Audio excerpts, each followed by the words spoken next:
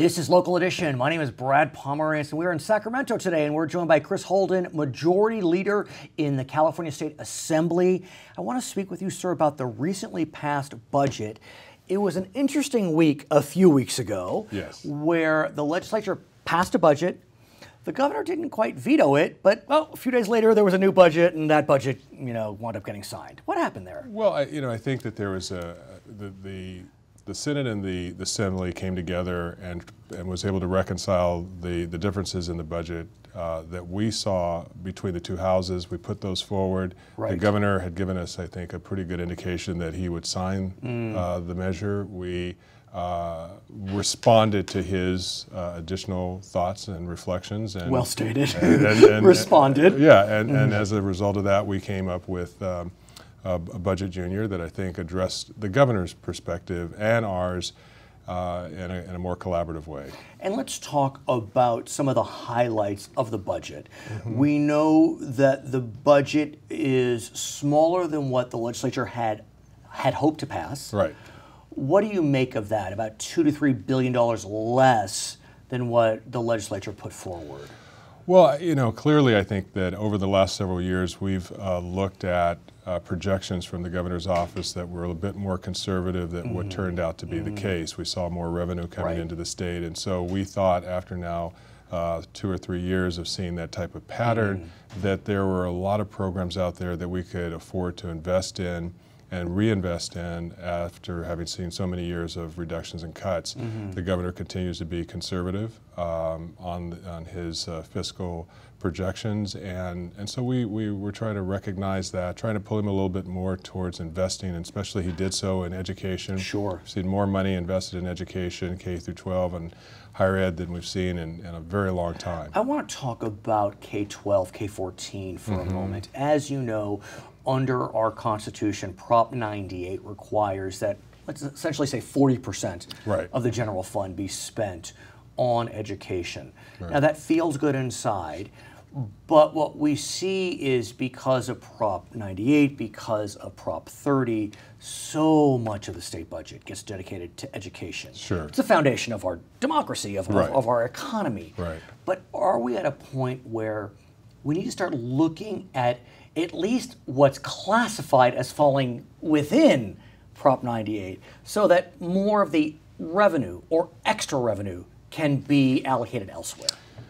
Well, I think that certainly is an argument, and I think certainly those who would say that education funding through Prop 98 has been valuable over the many years that it's been in place, and that when the economy took a dip, that it's out of that fund, monies were lent back to the general fund. Yes. And so this repaying of the Prop 98 to get it back to a full level, I think, is part of what we've been looking at here in recent times. But also as the economy continues to improve, you're right, more money will go to education.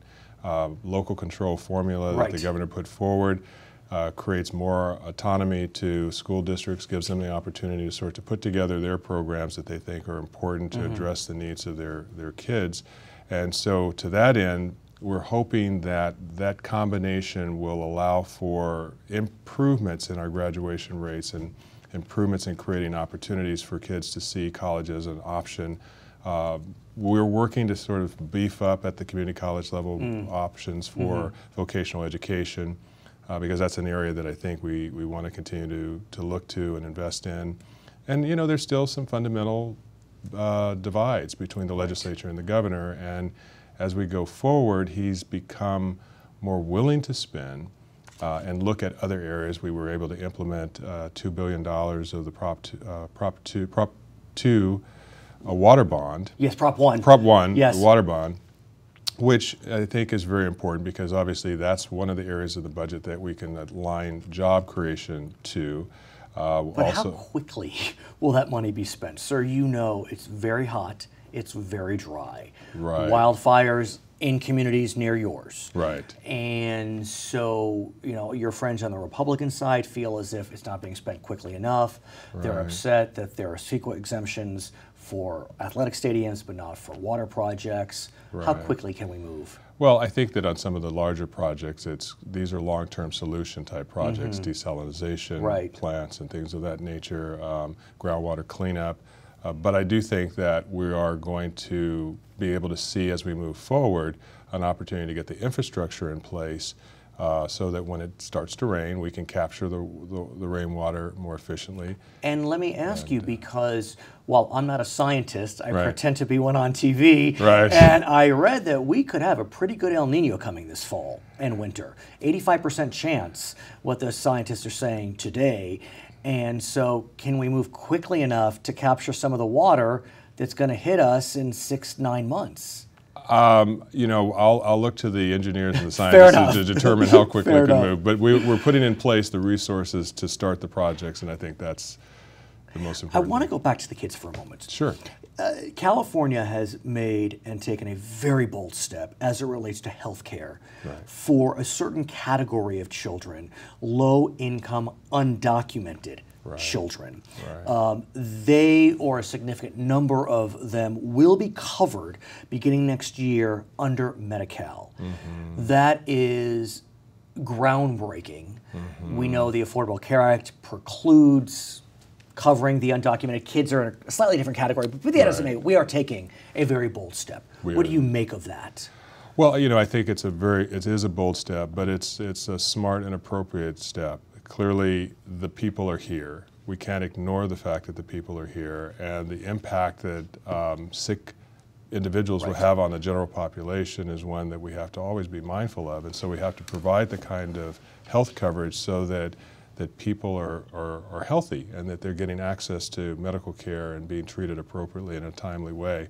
So I think it's recognizing our neighbors, you know, and the people in our community who are in desperate need, and I'm glad we're in a position to be able to help lift their boat, if you will. At the same time, I'm sure you're aware the governor issued an executive order. He has called a special session, at least 2 special sessions, but I want to ask you about the one focused on health care. Right. It's a bold move for the governor to call a special session specifically on health care. Right. If you read the proclamation, it's a little inside baseball as to why it deals with certain tax consequences of how we fund Medi-Cal, but you know, without getting too much into the weeds, what do you make of, what do you hope to see for the special session on healthcare? Well, I think what it does is it puts an important spotlight on healthcare. Certainly, it was highlighted in the budget, but I think that through some of the additional language, just like with our trailer bills, it required a little bit more focus and attention and debate and deliberation over what it should look like, and certainly moving forward, having these kind of conversations allows us to be even more precise on the kind of strategy long-term that we can come together with the legislature and the governor to sort of best address the needs of Californians. Because part of the challenge that the state faces is, you know, there's good news and bad news with the Medicaid expansion being so wildly successful. The good news is more people are covered. The bad news is more people are covered. And we have to pay, you know, for, it's complicated, but those that would have been covered before the expansion and then wound up signing up, we still have to pay 50%. You know, and then in a couple of years, we'll have to pay 10% of those that wouldn't have been covered on the expansion. I know I'm getting in the weeds, but well, and to that point, though, I think it's really important that we understand the depths of these issues, and that's where I think coming together, sort of trying to figure out the long-term fix. You know, nobody necessarily knows how the engine is put together. Just that when you turn the key, it turns on. So we are going to have to sort of tinker here and there to make sure that the safety net is in place and that it's addressing all the needs of the Californians. So how long does this special session last? How does this work? I've covered Sacramento. I mean, have you had a special session yet since you've been up here? We did on the water bond. Okay, but it was quick. That one was a quick one, Yeah, relatively speaking. I think, I don't anticipate that this would take, I don't know exactly how long. Fair enough, it's all good. It's all good. But I think it's all in discussion. His name is Chris Holden. He is a member of the California State Assembly, serving as the majority leader of that august body. My name is Brad Pomerantz, coming to you from Sacramento. This is Local Edition.